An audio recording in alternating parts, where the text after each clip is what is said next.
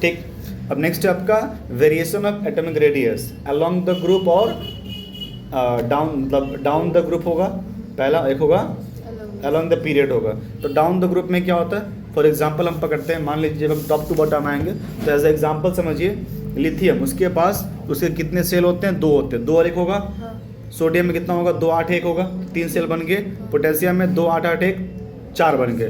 तो वैसे करके हम जब नीचे आएंगे तो एटॉमिक साइज क्या होगा, बढ़ेगा। Why, because of number of shell increases. तो पहला हो गया।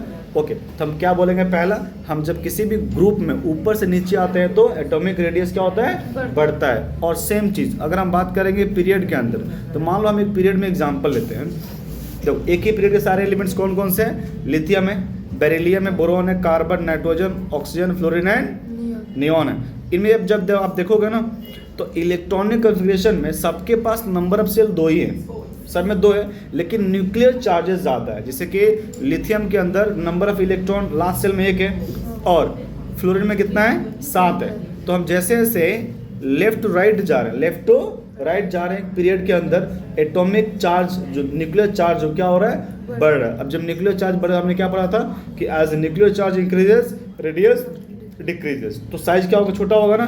तो आप बताओ मेरे को, in compare to carbon and oxygen किसका साइज छोटा होगा, ऑक्सीजन का। क्यों, क्योंकि उसके ऊपर 6 चार्ज है, कार्बन पर चार्ज होता है, तो साइज उसका छोटा हो गया, ध्यान रहेगा।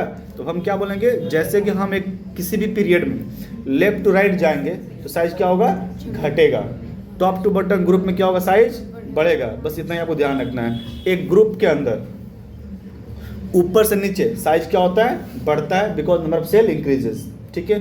सेकेंड चीज, जब एक पीरियड के अंदर लेफ्ट टू राइट जाते हैं तो क्या होता है, न्यूक्लियर चार्ज बढ़ता है, जिससे क्या एटॉमिक साइज घट जाता है। बस ये 2 बात आपको याद में लिखनी है, फुल मार्क्स मिलेगा।